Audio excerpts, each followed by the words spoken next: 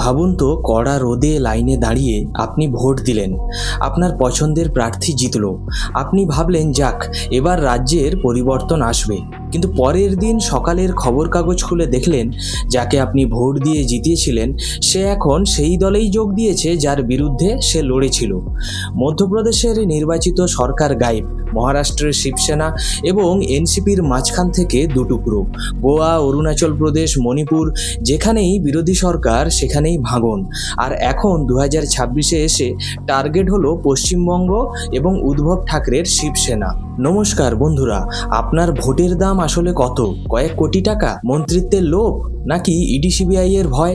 আজ আমরা ডিকোড করব ভারতের রাজনীতির সবথেকে ভয়ঙ্কর এবং বিতর্কিত একটা শব্দ, অপারেশন লোটাস। যে দলগুলোকে একসময় নিজেদের রাজ্যে হারানো একেবারে ইম্পসিবল ছিল, তারা আজ তাসের ঘরের মতো কেন ভেঙে পড়ছে?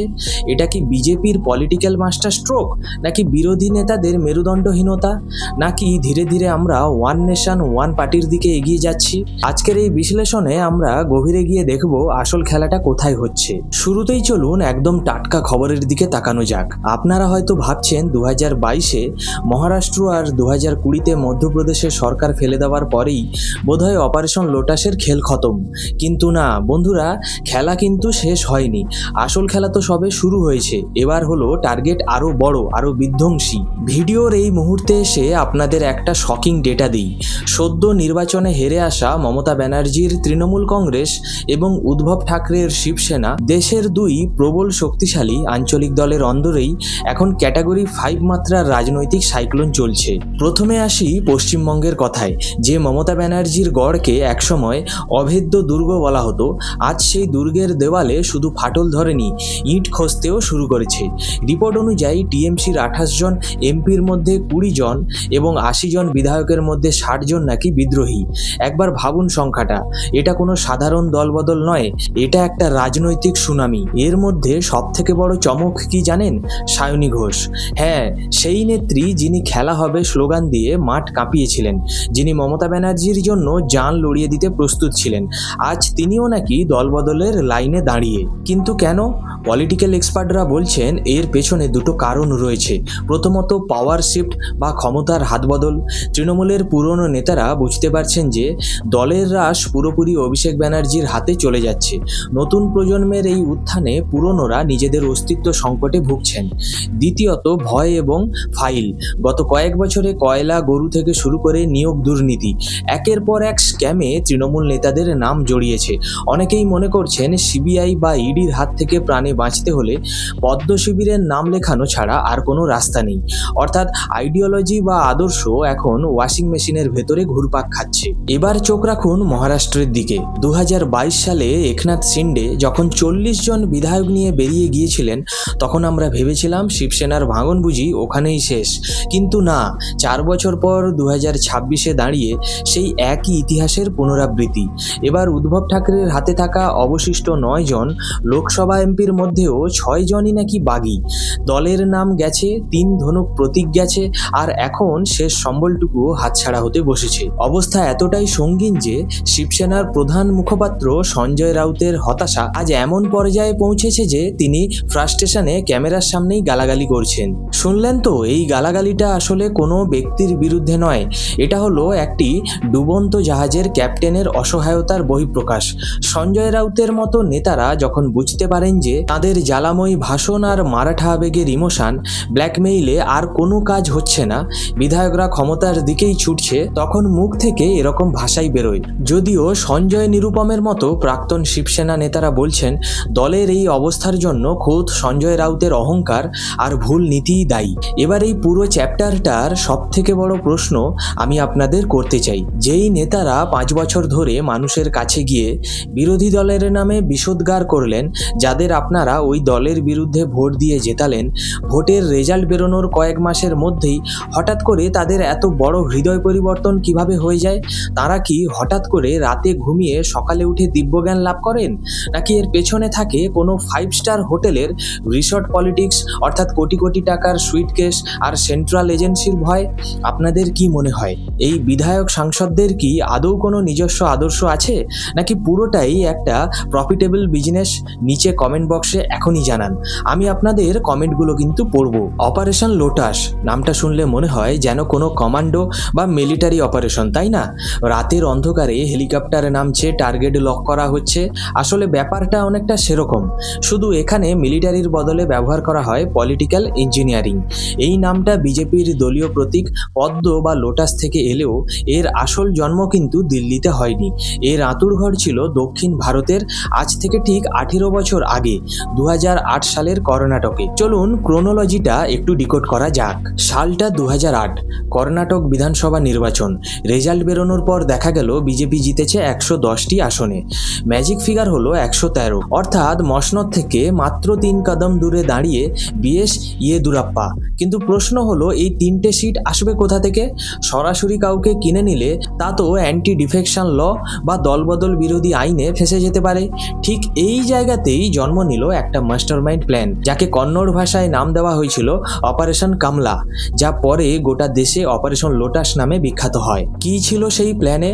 খুব সিম্পল কিন্তু মারাত্মক। কংগ্রেস এবং জেডিএস থেকে বেশ কয়েকজন বিরোধী বিধায়ককে টার্গেট করা হলো।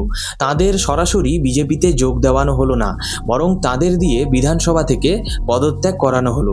এর ফলে কি হলো না, বিধানসভায় মোট সদস্য সংখ্যা বা টোটাল স্ট্রেংথ কমে গেল, আর ম্যাজিক ফিগারটাও 113 থেকে নিচে নেমে এলো। বিজেপি অনায়াসে সরকার গড়ে ফেললো। এরপর ওই ফাঁকা আসনগুলোতে যখন উপনির্বাচন হলো, তখন সেই দলত্যাগী নেতারাই বিপুল ফান্ডিং নিয়ে বিজেপির টিকিটে দাঁড়িয়ে জিতে এলেন। অর্থাৎ সাপও মরলো, লাঠিও ভাঙলো না, আর আইনও বুড়ো আঙুল দেখলো। এবার আপনারা অনেকেই হয়তো ভাবছেন, বাবা বিজেপি তো গণতন্ত্রের সব নিয়ম ভেঙে চুরমার করে দিল। কিন্তু দাঁড়ান, ইতিহাস ঘাঁটলে দেখবেন দলবদল বা বিরোধী সরকার ফেলার এই ভয়ঙ্কর খেলাটা কিন্তু বিজেপির আবিষ্কার নয়। এই পাপের আসল জন্মদাতা অন্য কেউ। পিছিয়ে যান 1967 সালে। হরিয়ানার এক বিধায়ক ছিলেন, নাম গয়া লাল। এই ভদ্রলোক রাজনীতিতে এমন এক ইতিহাস তৈরি করেছিলেন যা আজও মানুষ ভোলে না। তিনি মাত্র 15 ঘন্টার মধ্যে 3বার পার্টি বদলেছিলেন, আর সেখান থেকেই ভারতীয় রাজনীতিতে একটা বিখ্যাত প্রবাদ তৈরি হয়, আয়ারাম গ্যায়ারাম। আর কংগ্রেস 70 বা 80-র দশকে কংগ্রেস যখন কেন্দ্রে ক্ষমতায় ছিল, তখন তারা আর্টিকেল 356-র যথেচ্ছ অপব্যবহার করে একের পর এক বিরোধী দলের নির্বাচিত রাজ্য সরকারগুলোকে বরখাস্ত করে দিত, শুধু রাজনৈতিক স্বার্থে যখন তখন রাজ্যে রাষ্ট্রপতি শাসন জারি করে দেওয়া হতো। কিন্তু 1994 সালে সুপ্রিম কোর্ট এস.আর. বোম্মাই মামলায় এক ঐতিহাসিক রায় দেন। কোর্ট পরিষ্কার জানিয়ে দেয়, ইচ্ছে মতো আর্টিকেল 356 ব্যবহার করে রাজ্য সরকার ফেলা যাবে না। সুপ্রিম কোর্ট কংগ্রেসের সেই পুরনো ব্রহ্মাস্ত্র কিন্তু কেড়ে নিল। আর ঠিক সেই কারণেই 2000 সালের পর থেকে রাজনৈতিক দলগুলোকে সরকার ফেলার জন্য একটা নতুন রাস্তা খুঁজতে হতো। আর্টিকেল 356 যদি কার্পেট বম্বিং, তবে অপারেশন লোটাস হলো প্রিসিশন ড্রোন স্ট্রাইক। 2008 সালের কর্ণাটকে যা হলো সেটা ছিল অতীতের সেই আয়ারাম গ্যায়ারামের একটা আপগ্রেডেড, অর্গানাইজড এবং কর্পোরেট ভার্সন। ঠিক যেমন কর্পোরেট দুনিয়ায় একটা বড় কোম্পানি ছোট কোম্পানিগুলোকে কিনে নেয় বা ম্যানেজার বা অ্যাকুইজিশন হয়, ঠিক তেমনই অপারেশন লোটাস হলো রাজনীতির হোলসেল বাজার। আপনাদের কাছে আমার একটা সোজা সাপটা প্রশ্ন, বিরোধী সরকার ফেলবার এই যে নোংরা খেলা, এর জন্য আপনারা কাকে বেশি দায়ী করবেন? কংগ্রেসকে, যারা প্রথমে আর্টিকেল 356 ব্যবহার করে এই কালচার শুরু করেছিল, নাকি বিজেপিকে, যারা একে কর্পোরেট লেভেলে নিয়ে গিয়ে অপারেশন লোটাস বানিয়েছে? এখন দুটো পরিষ্কার দিক রয়েছে। বিজেপিও তাদের সমর্থকদের যুক্তি, তারা বলেন এটা মাস্টার স্ট্রোক। গণতন্ত্রে কোনো বিধায়ক বা সাংসদ কোনো দলের কেনা গোলাম নয়। যদি কোনো নেতা তার নিজের দলের নেতৃত্ব বা পরিবারতন্ত্র বা আদর্শ নিয়ে অসন্তুষ্ট হন, তবে নতুন পথ বেছে নেওয়া এটা তার অধিকার। বিরোধীদের এখানে যুক্তি হলো, তারা চিৎকার করে বলছেন এটা গণতন্ত্রের হত্যা, সাম দাম দণ্ডভেদ সব ব্যবহার করা হচ্ছে। হোটেল পলিটিক্স, টাকার বস্তা, ইডি সিবিআই, ইনকাম ট্যাক্সের ভয় দেখিয়ে বিরোধী শূন্য করা হচ্ছে। কিন্তু বন্ধুরা, একবার নিরপেক্ষভাবে ভেবে দেখুন তো, সব দোষ কি শুধু বিজেপির? পলিটিক্যাল এক্সপার্টরা বলেন, বাইরের কেউ তখনই আপনার বাড়ি ভাঙতে পারে যখন আপনার বাড়ির ভেতরের দেওয়াল ফাটল থাকে। যেমন ধরুন তৃণমূল কংগ্রেস বা অন্যান্য আঞ্চলিক দল। অনেক নেতাই মমতা ব্যানার্জির সাথে মাটি থেকে উঠে এসেছেন, কিন্তু যখন তারা দেখেন দলের ভবিষ্যৎ নেতৃত্ব চলে যাচ্ছে অভিষেক ব্যানার্জির মতো নির্দিষ্ট পরিবারের সদস্যের হাতে, তখন তাদের রাজনৈতিক উচ্চাকাঙ্ক্ষায় ধাক্কা লাগে। শিবসেনার ক্ষেত্রেও সঞ্জয় নিরুপম অভিযোগ করেছেন যে সঞ্জয় রাউতের মতো নেতারাই দলকে ভেতর থেকে শেষ করেছেন।